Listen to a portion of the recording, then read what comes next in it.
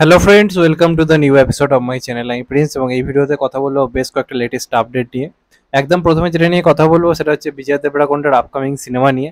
তো যেটা জানা যাচ্ছে শ্যাম সিংহা রায় বলে সিনেমাটা যেটা এসেছিল, যেটাতে আমরা দেখতে পেয়েছিলাম ন্যাচারাল স্টার নানিকে এবং তার সঙ্গে সাই পল্লবীকে। একটা দুর্দান্ত কাজ ছিল, আমাদের প্রত্যেকের পছন্দের কাজ যারা দেখেছি।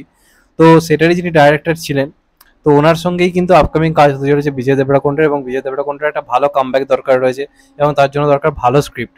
তো যিনি শ্যাম সিংহা রায় ডাইরেক্টর, তিনি কিন্তু প্রপারলি ভালো স্ক্রিপ্টের উপরই কাজ করেন।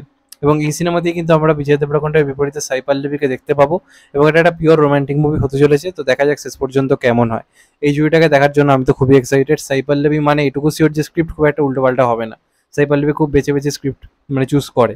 তো সেক্ষেত্রে এটা একটা অবশ্যই পজিটিভ দিক রয়েছে, এবং বিজয় দেবরাকোন্ডা খুবই ভালো একজন অভিনেতা।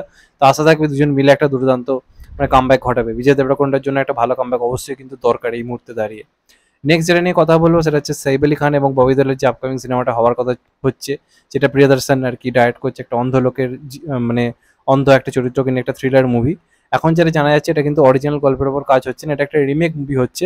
এবং যেটা মজার ব্যাপার হচ্ছে, অরিজিনাল যে সিনেমাটা সেটাও ডাইরেক্ট হচ্ছে প্রিয়দর্শন, যেটা তিনি মালায়ালামে বানিয়েছিলেন, সেখানে মোহনলাল কাজ করেছিল।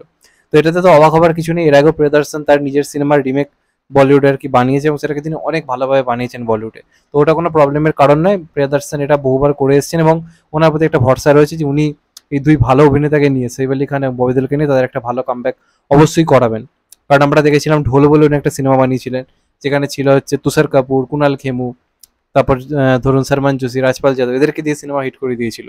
তো সেরকম পরিচালক হচ্ছে প্রিয়দর্শন, যে কারণে ওনার কাজের প্রতি একটা ভরসা রয়েছে, এবং ওনার একটা কামব্যাক হোক বলিউডে অবশ্যই মনে প্রাণে চাই। তো দেখা যাক শেষ পর্যন্ত কি হয়। নেক্সট যেটা নিয়ে কথা বলো সেটা হচ্ছে NTR 31 নিয়ে, যেটা জুনিয়র NTR-এর আপকামিং প্রজেক্ট হতে চলেছে। এই প্রজেক্টটা প্রশান্ত নীলের সঙ্গে তার কাজ হতে চলেছে। তো এখন যেটা জানা যাচ্ছে, এই প্রজেক্টের অফিসিয়াল নাম হতে চলেছে ড্রাগন, এবং এটা কিন্তু প্রশান্ত নীলের ইউনিভার্সের অংশ হবে। প্রশান্ত নীলের যে সিনেমাটিক ইউনিভার্স, তার কিন্তু এটা অংশ হতে পারে, এবং এটার অফিসিয়াল এখন অব্দি নাম ভাবা হচ্ছে ড্রাগন। যদি এই নামটা হয়, তাহলে এটা খুবই একটা বলা যেতে পারে আকর্ষণীয় একটা নাম অবশ্যই। আমি তো চাইবো এই নামটাই হোক, তাহলে প্রপারলি ব্যাপারটা জমে যাবে। আর তার সঙ্গে NTR আরেকটা আপডেট দিয়ে দিই, দেবারার প্রথম গানের আজকে টিজার এসছে, এবং এই গানটা আসতে চলেছে হচ্ছে 19 তারিখে, ঠিক বিকেল 5টার সময়। তো দেখা যাক গানটা কেমন হয়। এগুলো ছিল NTR-এর হচ্ছে আপডেট। এরপর যেটা নিয়ে কথা বলবো সেটা খুবই বড় একটা আপডেট, এবং এই মুহূর্তে দাঁড়িয়ে সেই আপডেটটা খুবই দরকার রয়েছে বলার। তার কারণ হচ্ছে রণবীর সিং এর অবশ্যই একটা জবরদস্ত কামব্যাক দরকার রয়েছে। তো আপাতত দৃষ্টিতে আমরা অনেক সিনেমাই ভাবছি রণবীর সিং এর এবার শুরু হবে, যেমন ধরুন রন 3 পারা অনেক কাজ। কিন্তু আপনাদেরকে বলে রাখি, এই মুহূর্তে সিংহামেগেন নিয়ে ব্যস্ত রয়েছে রণবীর সিং, তার অংশে শ্যুটটুকু চলছে। এটা হয়ে গেলেই কিন্তু আপাতত একটা গ্যাংস্টার সিনেমার কিন্তু কাজ হতে চলেছে। হ্যাঁ, তোমরা ঠিকই শুনছো, একটা গ্যাংস্টার সিনেমার কাজ হতে চলেছে। সেই গ্যাংস্টার মুভিটাতে কিন্তু আমরা পুরোপুরি একটা সিরিয়াস চরিত্র প্লে করতে দেখবো রণবীর সিংকে। তো দেখা যাক এটা দিয়ে একটা তার ভালো রকম কামব্যাক হয় কিনা। চাইবো তো একটা ভালো কামব্যাক হোক, রণবীর সিং একজন ভালো অভিনেতা, এবং গ্যাংস্টার ড্রামা সিনেমার একটা ট্রেন্ড এখন চলছে, সেখান থেকে দাঁড়িয়ে রণবীর সিং একটা আইকনিক চরিত্র হয়ে উঠতে পারে কিনা এই সিনেমাটার মাধ্যমে, সেটা অবশ্যই একটা দেখার ব্যাপার কিন্তু থাকবে। তারপর যেটা নিয়ে কথা বলবো সেটা হচ্ছে বজরঙ্গি ভাইজান 2 নিয়ে।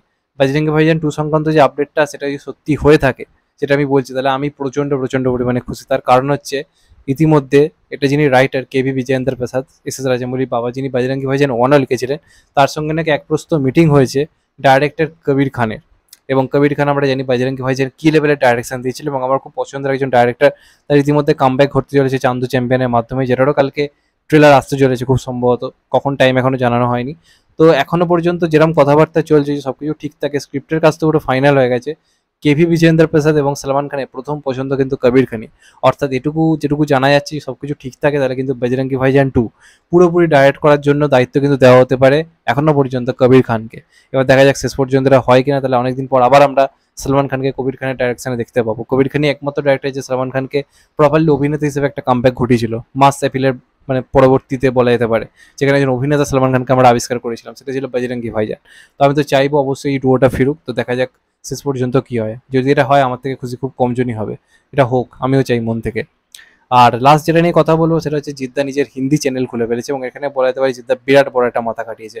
কারণ একই চ্যানেলে যখন হিন্দি গান বাংলা গান আসে, দুটোর ক্ষেত্রে রিচটা যে আলাদা আলাদাভাবে পাওয়া, সেটা হয় না। এটা নিয়ে আমি আগেও কথা বলেছিলাম, যখন চেঙ্গিসের গানগুলো হিন্দিতে আসছিল, মানুষের গানগুলো আসছিল। আমি তখন বলেছিলাম যে অন্য একটা চ্যানেল খোলা খুব দরকার রয়েছে, এখানে আলাদা করে হিন্দি শুধুমাত্র আপডেট আসবে।